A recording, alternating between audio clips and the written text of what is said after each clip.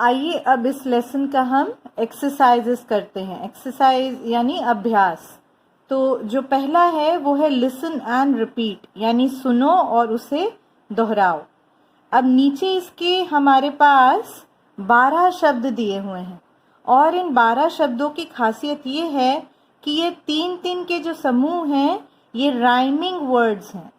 Rhyming का अर्थ होता है एक जैसी ध्वनि वाले, या हिंदी में इनको तुकांत भी बोलते हैं अगर मैं गलत नहीं हूँ, जिनकी अंत में तुक मिलती है। तो आइए देखते हैं, जैसे बिगिनिंग। अब मैं बोलूंगी तो अगर आप वीडियो देख रहे हैं तो आप भी मेरे साथ अवश्य बोलिएगा। बिगिनिंग अर्थ आप जानते हैं, शुरुआत। विनिंग, विनिंग का अर्थ होता है जीतना। फॉरगिविंग, फॉरगिविंग का अर्थ होता है माफ करना या माफ करने वाला। तो यहां देखिए, इसके भी अंत में आईएनजी आ रहा है, इसके भी अंत में आईएनजी आ रहा है, इसके भी अंत में आईएनजी आ रहा है।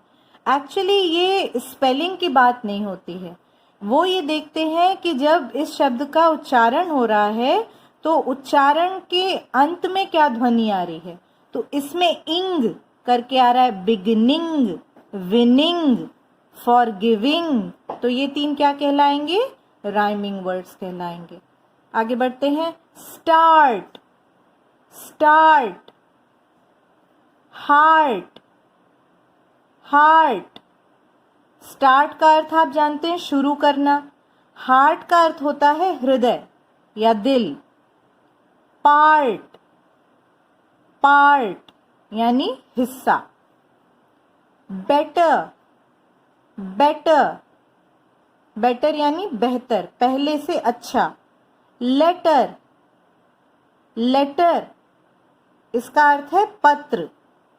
और फेटर, फेटर इसका शायद अर्थ पीछे नहीं दिया है तो आप लिख सकते हैं, फेटर का अर्थ होता है जंजीर।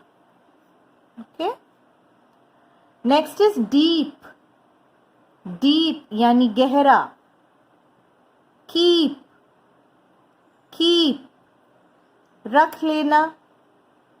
बीप, बीप यानी आवाज, एक खास तरीके की आवाज। जब मैं बोल रही थी और अगर आपको किसी शब्द का अर्थ नहीं आता था तो आप उसको प्लीज लिख लीजिएगा। चलिए नेक्स्ट पे बढ़ते हैं, which is part of the word power. थोड़ा सा बीच बीच में मैं आपके साथ इंग्लिश के भी छोटे छोटे शब्द वाक्य बोला करूंगी, तो आप उसको समझने की कोशिश कीजिएगा।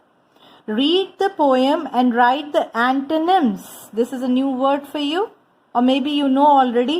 Antonyms इसका अर्थ आप में से कईयों को पता होगा, इसका अर्थ होता है विपरीत यानी उल्टा।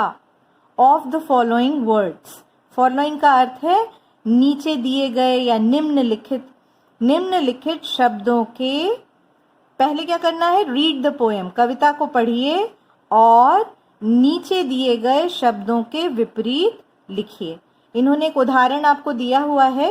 गुड का जैसे विपरीत है बैड, अच्छे का विपरीत है बुरा। सक्सेस का विपरीत क्या हो जाएगा?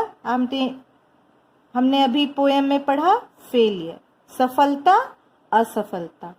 स्टेल का अर्थ होता है बासी।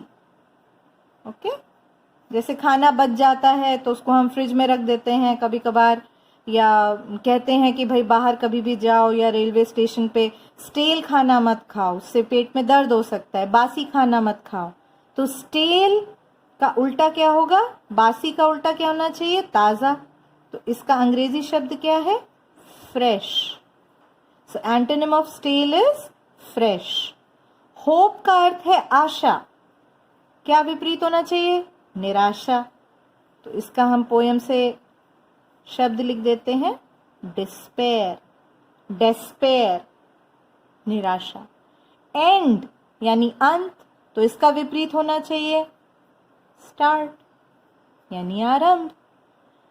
आखिरी शब्द है शैलो। क्या है? शैलो। शैलो का अर्थ आपके उसमें नहीं दिया है तो मैं यहां लिख देती हूं, उथला।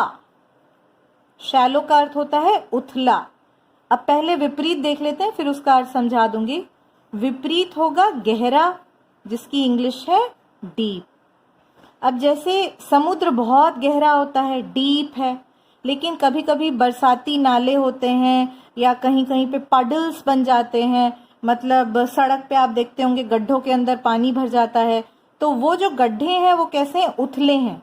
उनकी गहराई इतनी ज़्यादा नहीं है जितनी कि समुद्र की या फिर नदी की है। तो जहाँ पानी कम होता है उसको हम कहते हैं उथला, इंग्लिश में क्या कहते हैं, शैलो। और जहाँ पे पानी गहरा होता है उसे कहते हैं डीप। पानी के अलावा यही बात किसी भाव के लिए भी कही जा सकती है।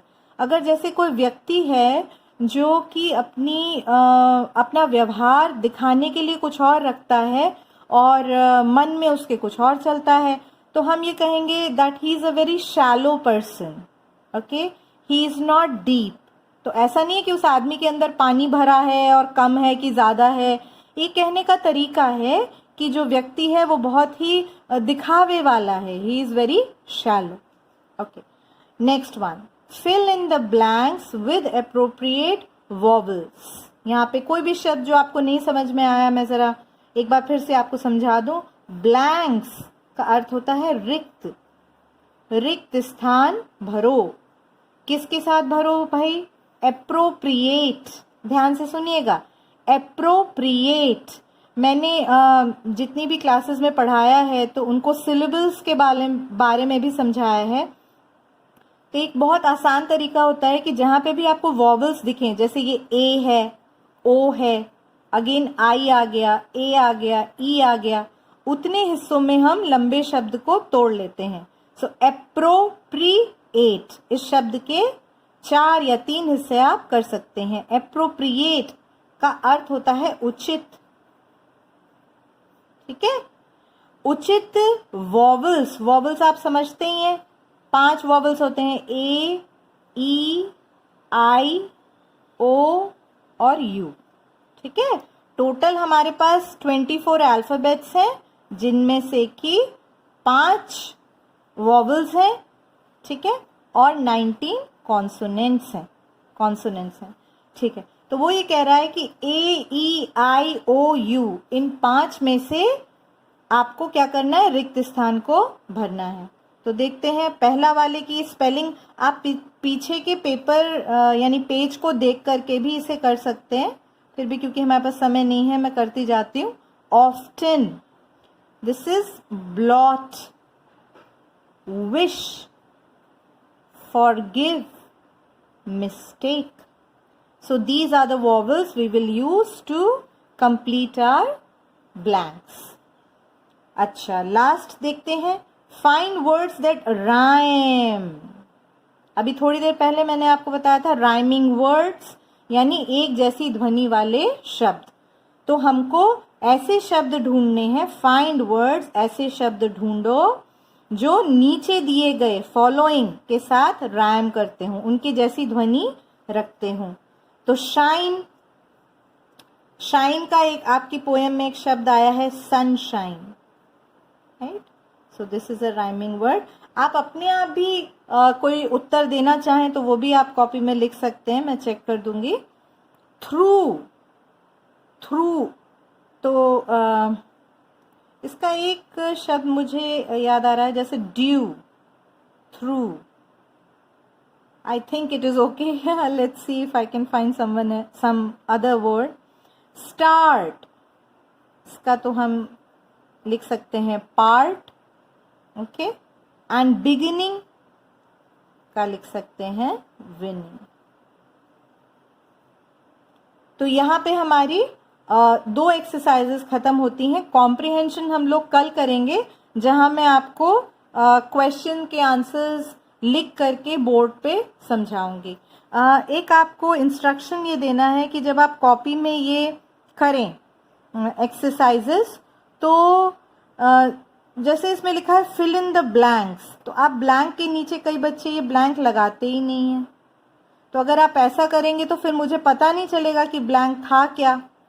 तो कहने का मतलब, जिस प्रकार से आपको इंस्ट्रक्शन दिया जा रहा है, जो निर्देश दिए जा रहे हैं, उसको बिल्कुल वैसे आप कर लीजिएगा। अब कॉपी में क्या करना है, इसका हम थोड़ा सा निशान लगा लेते हैं। 1 को आप छोड़ दीजिए, this is only for listening. ये तो स्पीकिंग प्रैक्टिस है, मतलब मैं आपको बोलूं और आप उसको रिपीट करते जाएं, तो ये तो आपका स्पोकन वाला है। ये लिखने वाला पार्ट है, तो आप 2 को टिक कर लीजिए। हम जब भी आपका टेस्ट लेंगे तो उसमें ये सब चीज़ें भी हो जाएंगी। ये मेरे ख्याल से मेरा वीडियो थोड़ा सा सही नहीं आया था, आई एम सॉरी। ये नीचे की तरफ यहाँ ये लिख दिया है मैंने, मुझे साथ में ऊपर कर देना चाहिए था, पर शायद मुझसे मिस हो गया। सो ये अब आपको साफ नज़र आ रहा है। तो इसको आप करके कॉपी में मुझे भेज दीजिएगा।